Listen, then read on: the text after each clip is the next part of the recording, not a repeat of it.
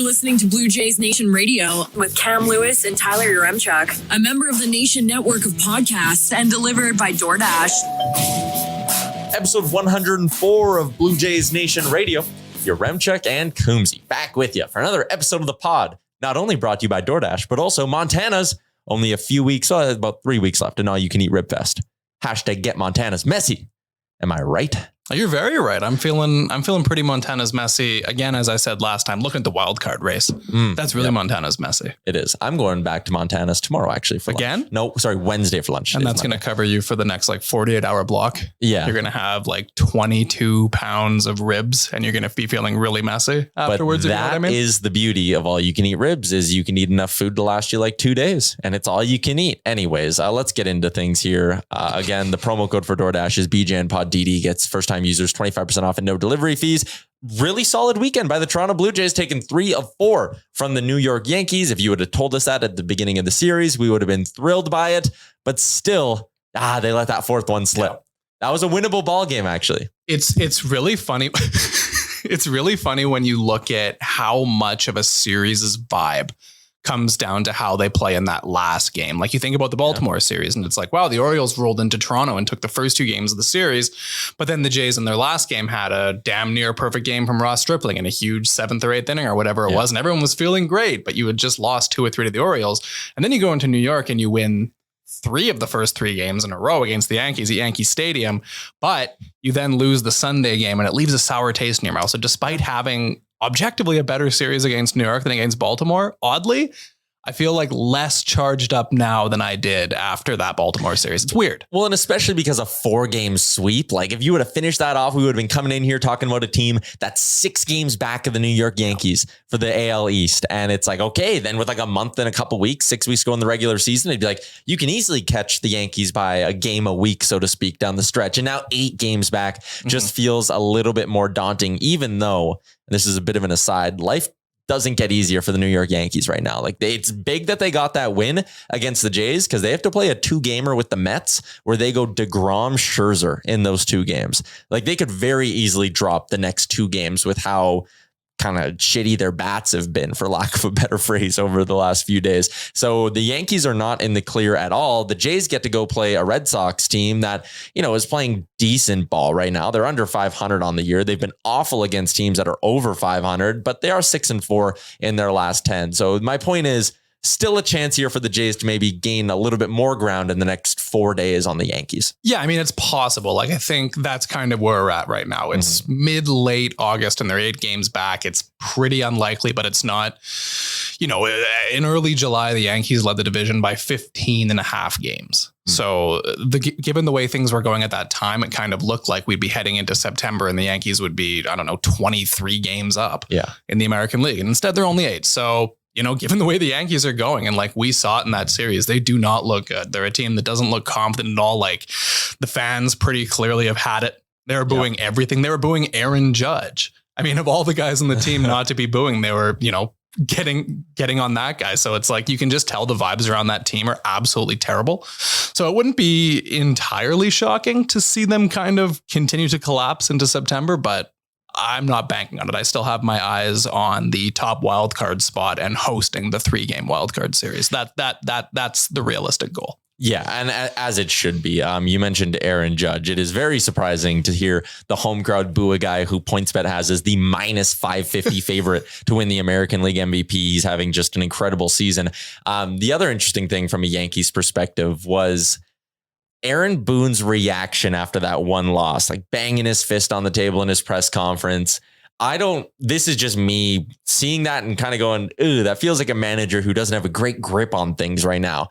I wonder if there would have been a change there had they lost. I got a buddy who's a Yankees fan and I saw him on what would have been Saturday night. So after the Jays had won 3 in a row, and I kind of said, as a fan, do you want to see a managerial change? And his thing, just a fan again, but he goes, man, I would have loved to see him can Boone. He's not a big Aaron Boone guy. He goes, I would have loved to see him can Boone and bring in Joe Girardi. Really? I couldn't believe that. That's what they're thinking? Yeah, I was kind of wondering because with the Jays, with Charlie, it was always okay, you have John Schneider here. Mm-hmm. He's the guy they won with in AA. He seems kind of he was a prospect as a manager at the same time those prospects were coming up.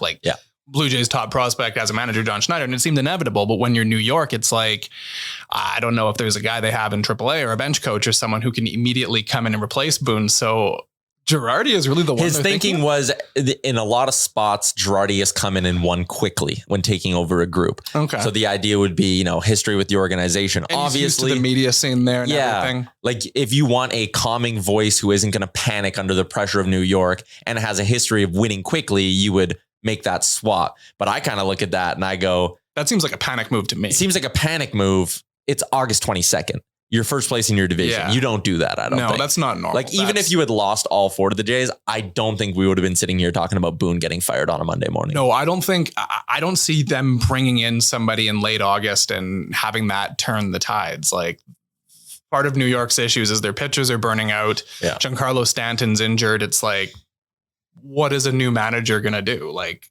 who are you getting more out of? Like what strategy are you going to operate with differently? Like, it is what it is. But I mean, from a Blue Jays perspective, it would have been hilarious to see the Yankees do such like a panic move. When I saw Boone spazzing out, I kind of saw somebody who was doing something theatrical because they felt they had to react. That's kind of how it came across to me. Not genuine. It didn't seem like genuine emotions to me. It just seemed like a guy who was annoyed and felt they had to do something to kind of be in the media and take away from the fact the team was, losing to a divisional rival like that. And that's a fair point. And a lot of times that's what you'll see managers do, right? Try to deflect the story a little bit from underperforming players to a manager who's frustrated. He was driven to that point because of the way the Blue Jays played in the first 3 games of that series. So let's get into the 3-up portion of 3 up, 3 down for this 4-gamer in the Bronx. And we'll start with the first game where Jose Barrios goes up against Frankie Montas. Montas, the big deadline ad by the Yankees, a player that the Jays were apparently in on. A lot of fans wanted the Jays to aggressively pursue. Barrios outduels him, going 6 2/3, allowing 1 earned run and striking out 9. A very good performance from Barrios, but I will say this. We've seen very good performances from Jose Barrios this season, and I don't think this is magically going to be like a run of great starts. I need to see more than 1 to be convinced. I don't think at any point I'm going to be convinced about what to expect from Jose Barrios at all this season. I'm thrilled to see starts like that. That's the Jose Barrios we're expecting, but given the way the season's gone, it wouldn't be shocking if his next start was terrible, but it is what it is. Like if you get a handful of these good starts the rest of the way, that's awesome. There's going to be some bad ones sprinkled in. Maybe now the pressure is on. He's going to come through a bit more, but I'm trying to kind of look at his starts and figure out if there's any kind of pattern. And what we had was, I think, possibly his worst start of the season. I mean, there have been quite a few, but I think the one that stands out the most for me was that one where he only went 2 2/3 in Milwaukee and allowed 8 runs. After that really bad start, it was 5 innings, 6 innings, 6 innings, 6 1/3, 5 2/3, 7 innings. It was an entire month's worth of good, solid starts. It was a quality start in every single one except for the 5-inning one. And then after that, it was 2 terrible starts, 1 against Minnesota, 1 against Cleveland. So the Cleveland one, he allows 8 runs in 4 innings. And that was, again, one of the worst ones of the season. He kind of wore that one a bit. They let him out there to like log some innings and allow some runs. And then he came back and pitched really quite well against the Yankees. I kind of think if the pattern is similar from last time, we should have a run of strong Jose Barrios starts here. But this is a very arbitrary pattern that I'm reaching for. Yeah. I'm looking for a reason to believe that Jose Barrios is going to put together like 5 good starts in a row. Who knows if it'll actually happen, but it seems after he has a really, really, really shit start, then he has a few good ones. His ERA in the month of August through 3 starts, despite that dominant start against the Yankees, his August ERA is still 8.79. That sucks. But so it's got to be better. July, his ERA was 3. I'd like to see that over the course of a month. Kind of like you pointed out, right? He rattled off a few really solid starts there. So he doesn't need to be as good as he was against the Yankees every time out. But, against Boston, I'd like to see a quality start is kind of the expectation. The New York start too, I thought was really encouraging because it looked at times like the wheels were going to fall off. I mean, in that 3rd inning, he walks a guy, hits a guy with the pitch, and then there's that ground ball and he makes that terrible throw to Vlad. And it's like, oh geez, like the wheels are going to fall off here. Like he's lost the strike zone. He's lost his composure, but he settled it down and got through it. And that's what I think is the most encouraging part about it. So let's hope this is the beginning of another stretch like we saw in July for Jose Barrios, because if he has a good late August and September, who gives a shit about his up and down season? If he comes through in his remaining, 6 or 7 starts this year, we'll forget about all the bad starts earlier this year. And if he gives us a good playoff memory or two, that'll go a long ways in forgetting about the early season struggles as well. It was not the only great start the Jays got in this series. In game 2, they throw Kevin Gausman on the bump and he goes 7 strong, doesn't allow a single earned run and strikes out 7 in the process. That was just ace stuff. And he's faced some bad luck this year. Like I specifically go back to sort of that Cleveland start where, he ended up giving up 5 earned runs. But it was a lot of counts that were going late where Cleveland was just getting a piece of some balls or he was just missing the zone. And then it was like blue pit, bad defense. This guy gets on because one squeaks through the infield. And that was kind of the story of the season for Gausman, but he was great against the Yankees. It's interesting to see Gausman's home and away splits are so significant. Like you go and look at the month that he's had in August so far, and it's 4 starts. 3 of which are just like fantastic dominant starts. He goes up against Tampa in Tampa. It's 8 innings, only 1 hit, strikes out 10 guys. That's arguably his best start of the year. The other start in Minnesota, it was 6 shutout innings, 5 strikeouts, solid start. And then there was the one we just had against the Yankees, another fantastic start, 7 innings, strikes out 7 guys. But then the one start at home, like you mentioned at Cleveland, 4 2/3, allows 5 runs. And it just seems like he gets BABIP to death specifically in Toronto. I've never really seen, like, you kind of know that pitching in Toronto, it's not necessarily a pitcher's park. Like the ball flies there, and then you also have the turf, so the bounces are weird, that kind of thing. But I never really expected to see that extreme of home and away splits for a pitcher with Toronto like that. But it's bad luck, right? Like it's not like he just comes to Toronto and like pitches terribly. Like a lot of it is, like you said, he's hitting BABIP to death. It's just so weird. Like you just never see something like that. I don't think there's anything to it. I think it's just random. It's completely random, but such is life. And also while we're on the ups, like we haven't even talked about the bats at all. And the bats were really solid through 3 games, but Mitch White deserves an up as well. Like this guy's come in and he wasn't exactly the, quote unquote, sexiest deadline ad. He wasn't the Noah Syndergaard pickup that everybody kind of wanted, but he's come in and made a few starts and been pretty solid in them. He's only allowed 5 earned runs over the course of his 3 starts as a Blue Jay. And, there were some tense moments against the Yankees. He still did give up 7 hits, but he ended up holding them to 1 earned run. He struck out 5. It's in the Bronx. It's an intimidating ballpark. He had family in attendance. I just think that was a really impressive showing from Mitch White. And, Kikuchi now moved to the bullpen. Mitch White's going to be a guy who's going to get more starts down the stretch here. If he can just consistently go 4 innings for you every time he's on the mound, you're thrilled with that. Yeah, that's exactly the start they weren't getting with Yusei Kikuchi. You have Mitch White and no one's expecting him to go out there and do what Gausman or Barrios did in the first 2 games and toss, 7 innings and strike out 12 guys. But with Mitch White, you got, 4 innings of 1-run ball that gives you a chance to win. And then the other impressive part about this game is having pretty much your entire bullpen come out, minus Jordan Romano. He wasn't available in this game. And the bullpen just completely shuts everything down. Simber, clean inning, strikes out 2. David Phelps, an inning, strikes out 3 guys. Anthony Bass comes in, strikes out a guy. Zach Pop allowed a bullshit home run, whatever. And then Jimmy Garcia comes in and finishes it off. And that's, 5 innings from your bullpen. And all of a sudden, the bullpen doesn't really seem like a problem anymore. Nope. Like adding those 2 guys at the deadline. Now, Trevor Richards, also another one, has kind of come back since he was on the injured list and he's been effective again. Like all of a sudden, the Jays have a pretty deep bullpen, one where there's guys like Julian Merriweather's pitching really well in AAA. Tim Meza's in a rehab stint. Nate Pearson allegedly might be right around the corner from coming back. All of a sudden, you have a lot of different arms that could contribute to your bullpen and not necessarily enough spots to deal with all of them, which is a great problem to have because 2 months ago, it was like, who the fuck are you going to throw it here to do the 7th inning or whatever when you had like 2 good relievers? But nice problem to have. And I think the bullpen was quite strong against the Yankees. You mentioned Richards. Over his last 15 games, he's pitched 16 1/3 and he has a 2.76 ERA. And he struck out 23 batters in that stretch. Him returning to a respectable form is just massive. You mentioned like almost too many spots now in that bullpen, or sorry, not enough spots, I should say. Too many guys pitching well. And what a tremendous problem to have that is for the Blue Jays. There were a lot of positives when it comes to the bats. Vladdy hitting a dinger off Montas in the first game, really setting the tone for that series.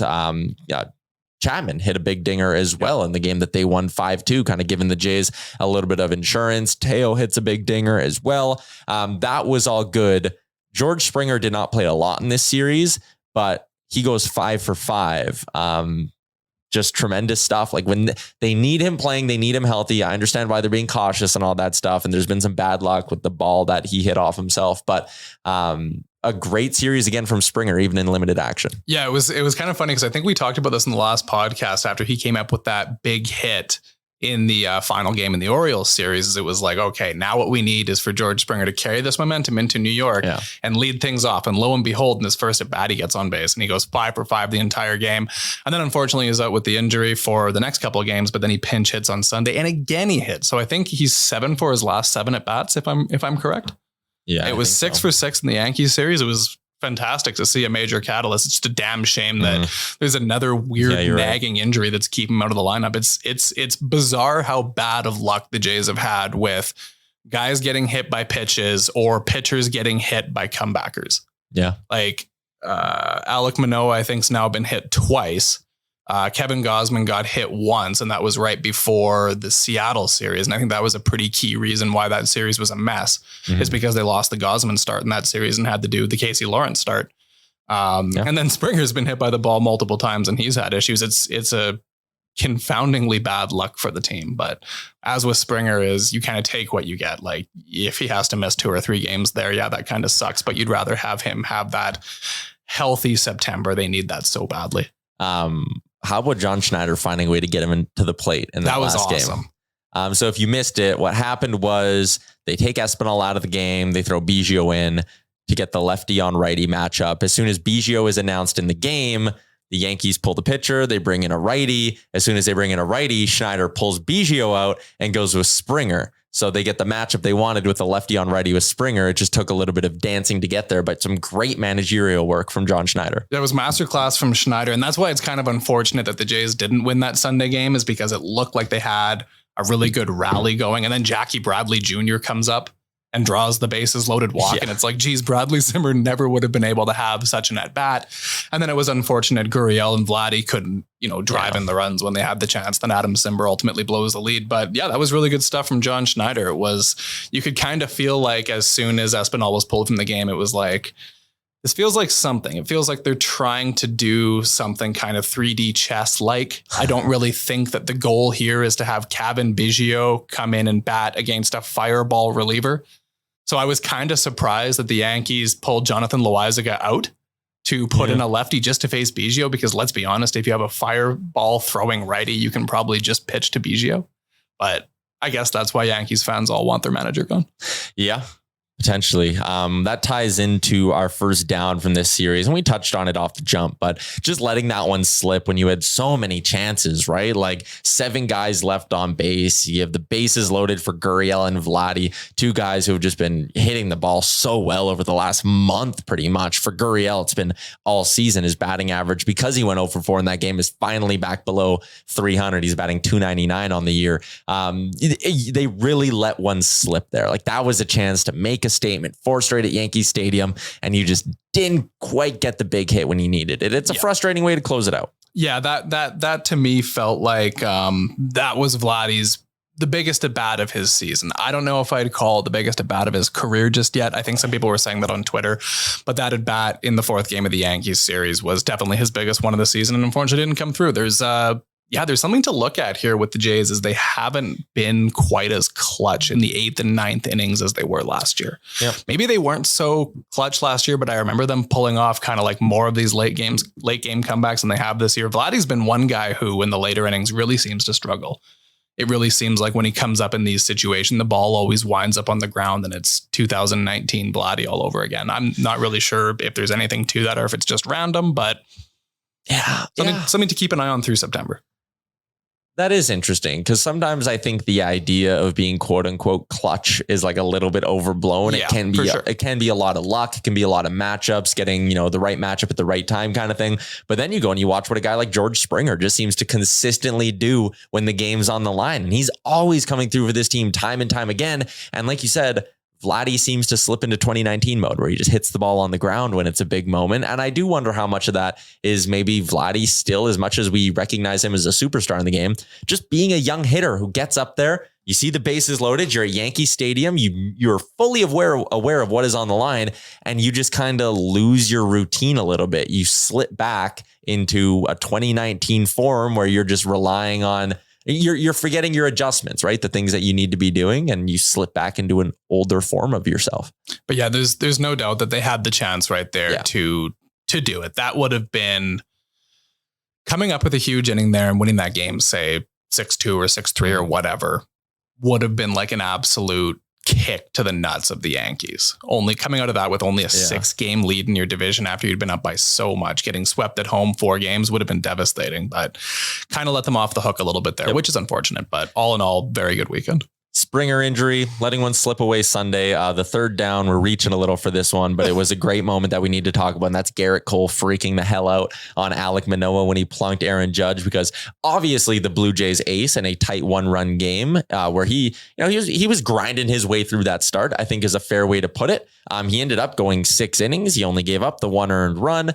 But why would he hit Aaron Judge in that situation? And you would think that Gerrit Cole would have the ability to put himself in that position and be like, probably not a position where he's looking to hit him. Judge and Manoah were all good when they kind of met up, and Gerrit Cole decided to act like a little piss baby. Yeah, you can kind of pretty clearly look at Alek Manoah's stats. Last year, he led the league in hit by pitches with 16. This year, he's leading the league with 13. So, I mean, it's pretty clear what's going on here. This is a young guy who throws a wide variety of pitches and doesn't necessarily have pinpoint command. He's a guy who sometimes just doesn't have it, and it just happens. It's he's a guy that loses the ball and hits somebody. It's really not the end of the world. It kind of reminds me of last year with that game in Baltimore when things really came unglued and he wound up getting suspended. Seemed kind of stupid to me, but to be fair, at that point he was a rookie, so whatever, people didn't really know exactly what to expect, but now he's been around long enough. He's been around for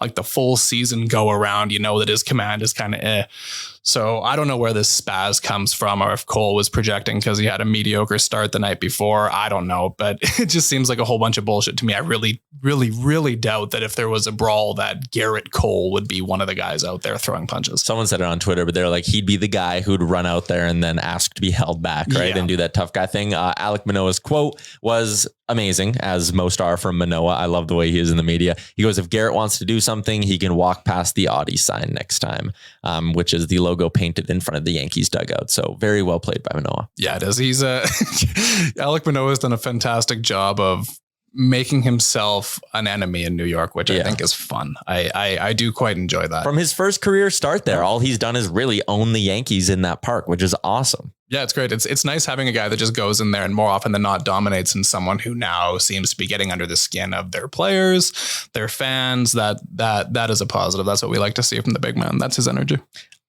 This is, off topic a little, but I'm so excited to see what he can do in like September and October. He just seems like a guy who loves the big moment, right? And he's shown throughout his short career that in big starts, he does well. Like he likes going to Yankee Stadium and being on that stage. I'm very like, there's a part of me that almost says, give him game one. You don't give Gausman game one. You give Manoah game one. We talked about this last year when they were right in the mix for the wild card. And I think both of us were pretty on board with, if the Jays make it to the wild card game, Manoah's your guy. Yeah. That's what we both said last year. So I'm more than 3-game series. You would go Manoah or Gausman get game 1 and 2, right? And then you'd have to just trust Barrios in game 3. Yeah. What do you do? Do you start Barrios and then have a quick leash for Stripling or Mitch White or what? I don't know. It's hard. I guess it just depends on who's going well, right? Yeah. Like if Barrios is lights out for all of September, then sure, you go for it. There's still so much baseball to be played. Like there's still more than a month left in the season, which seems insane. It honestly feels like it's coming to a close in the next week or two for some reason. But there's still a ton of time for stuff to happen. They've only played 120 games. Yeah, they're basically still a quarter of the season left. That's insane. It's wild. It's been a real grind. Right now, we have a 3-way tie in the AL wildcard. Tampa, Toronto, and Seattle, all evened up. The Mariners have one more win than the Rays and Jays, but they also have one more loss than the Rays and Jays. The Mariners, though, coming off a not great weekend where they found a way to lose 2 of 3 to Oakland. Coombsy. That's funny. Oakland's Yeah, I saw a tweet today. Somebody pointed out that I think Oakland only has 2 guys on their roster right now that are making over $1 million. That's ridiculous. Tampa took 3 of 4 from Kansas City. Baltimore took 2 of 3 from Boston. So, things broke okay on the out of town scoreboard. The Rays take 3 of 4 from KC, but you expected that. The Royals are largely junk. Baltimore won their series against Boston. That's expected. The Red Sox just won't are not slow great. down, man. The Orioles they won't stop. They need to relax. Yeah. Get over it. They do need to relax. They have a series coming up. They're taking on the White Sox this week to start. The Mariners get the Nationals. Not great for the Jays. Jays are in Boston. Tampa Bay is in LA. So again, the Jays are going to have to take care of business against Boston because Baltimore is playing a team that is technically worse than them, albeit it's close. The Mariners are playing a junk opponent and the Rays are playing a junk opponent. So not great. Yeah, so the Jays need to roll and capitalize on the Red Sox because the Red Sox have been probably Toronto's easiest American League opponent this year. We thought it was going to be Baltimore, but that has not been the case. So the Jays need to capitalize on their games against the shittiest AL East opponent, which is the Red Sox right now. Before we get to our look ahead, John Gibbons is on Twitter. Yeah. That was a great little pop-up surprise. That is very enjoyable. I wonder what the plan is there. Is he planning to start a podcast, or is he trying to get into the mix in the media, or is he just wanting to post and reply? He's quite the reply guy, which I enjoy seeing. He's replying to most people who are interacting with him, which is very funny. It's super funny. The guy's been on Twitter for 48 hours. And he's already been tweeting. I think he's tweeted 150 times or something. He's basically just sitting there with the laptop and crushing out tweets. He's at John Gibbons 05, 132 tweets to be exact. But you're right. Majority of these are just replies to people. Yeah, it's great. Gibby's got reply guy energy. That's what we like to see. He does have reply guy energy. I wouldn't be surprised if he's angling for a media thing. That seems about right. Should we get him on the show? We should. If his DMs were open, I would say definitely. We can give it a try. Can we DM him live on the pod? Well, maybe. You can give it a go. Yeah. I wouldn't be surprised if come September, we get a little John Gibbons on Sportsnet action. I would assume from his so. little office chair. He's got to be doing an appearance somewhere. And the way he was tweeting too was very analysis-y. Yeah. That's not a word. This is what we saw with Ricky Romero as well. He randomly showed up on Twitter and was replying to everything and doing analysis. And now he's on a podcast with The Athletic. It's just usually how it goes. Yeah. I would love to see more John Gibbons. Absolutely. Is the point. It was great to pop up. More people from that era of the Blue Jays. I'd love to see Jose Bautista back in the mix. Oh, a little bit more. That'd be nice. Wouldn't it be great if to open up the wild card series, Jose Bautista's in the building, throwing out the first pitch? Yeah. He's doing the PA announcing again. Like he did that one game he was suspended. All right, we're going to pause here for a second and then get to our look ahead. Look Ahead is brought to you by PointsBet Canada, live in Ontario. Find all your odds needs. The Jays will undoubtedly be favorites when they take on the Boston Red Sox. Game 1, it's going to be Stripling going for the Jays. They'll also have Barrios and Gosman on deck. This is a Red Sox team that is not that good and not playing great ball as of late. They dropped 2 of 3 to the Baltimore Orioles. Like I said earlier, they're under 500 with a record of 60 and 62. They're 39 and 49 when playing teams that are better than 500. This is a series in which the Jays should hammer the Red Sox. Simple as that. Yeah, they really should. The Jays have done well against the Red Sox this year, and that's pretty much what I was just saying. And they're avoiding Boston's, I guess, kind of one good starter they've had this year, which is Michael Wacha, because he just pitched in that series that Boston just had. So the names that I think are going to be pitching, and it's not easy to predict with Boston because they've been operating with like a 6-man, 7-ish man rotation where they also have bullpen days. But it looks like it's going to be Rich Hill, Josh Winkowski, I think. And then also Cutter Crawford, which would be kind of a bullpen day. Josh Winkowski was a prospect the Jays traded to the Mets for Steven Matz. And then he wound up getting flipped to the Red Sox in a different deal. So that'd be interesting for the Jays to face a former one of their farmhands. But those are 3 pitchers the Jays should hit. This is and they have good starters going for them right now. Ross Stripling's as good as anybody, the way that he pitched in his first game off the injured list. Jose Barrios, as we've talked about, maybe is going to start a nice little streak here because, if my logic is correct, whether that's accurate, I don't know. But then you also have Kevin Gosman, who seems to have unlocked something and also has been very dominant against the Red Sox this season as well. So this sets up very nicely for the Jays. Quite honestly, I think you can go into this with the expectation of sweeping. Oh, wouldn't that be something? 3 night games, though, 7:10 Eastern across the board. So there would be no chance for us to do afternoon beers on a Thursday after a sweep, which is largely disappointing. But anyways, I agree with you. Like, this is a stretch coming up here where you get the Red Sox, you get the Angels, who are not that good either. The Angels record on the season is 52-69. And then you get the Cubs right after that. They're 16 games under 500 as well. Like, this is a stretch. And then you get the Pirates after that. Yeah, they have to capitalize here because it's not easy after that at all. So you have this stretch, Boston, the Angels, the Cubs, the Pirates, and then it's Baltimore, who we're not saying is bad anymore. There's no more the Orioles no more. And then there's Texas. Texas isn't great, but they're not terrible either. And then it's 5 against fucking Tampa. That's going to suck. And it's Baltimore again, then Philly, then Tampa, then New York, then Boston, then Baltimore. I do like that we do this every podcast. We talk about it every time. We literally rattle off the entire schedule to end the season, every show to wrap things up. Yeah. But these next 12 games specifically, in this run where in reverse order, it's Pirates, then before that, it's Cubs, before that, it's Angels, and it's a series against the Red Sox. We talked about 40 games to go in the regular season or whatever. You do yourself a huge favor if you go 10-2 in these 12 games. And that's not exactly like the most unrealistic thing when you look at the quality of opponents. I do think that they're running into Ohtani in one of those Angels games, just based on him making the start the other day. I think that'll line up. So that one will be a tough game, sure, because they beat him earlier this year. And the Tigers got to Ohtani the other day. He didn't pitch that well against them. But in these 12 games, if you go 10-2, you're laughing. You're putting yourself in the driver's seat down the stretch in terms of either maybe pie in the sky dream of catching the Yankees, but for sure you're putting yourself in the driver's seat when it comes to grabbing that top wildcard spot, which we talked about is important. So this is a crucial stretch for the Jays, even if the opponents are lackluster. Yeah, it is. Yeah. It's huge. You have to create yourself a bit of a cushion because those Tampa and those Baltimore games down the stretch are not going to be easy. It's going to be like 3 weeks of playoff games, man. There's going to be games against the Yankees, against the Orioles, and against the Rays that all feel like playoff games.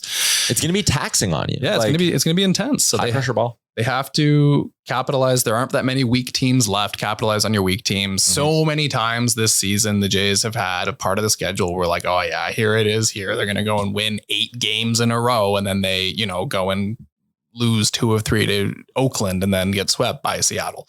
Like, you can't have those streaks anymore. The Jays have to capitalize. 9-3 in this 12 game stretch. Anything worse than that would be devastating. Devastating. Would just be fucked. All right. It would be Montana's Messi if they. Well, Montana's Messi implies something good, so it would be whatever. Maybe a bad kind of Messi.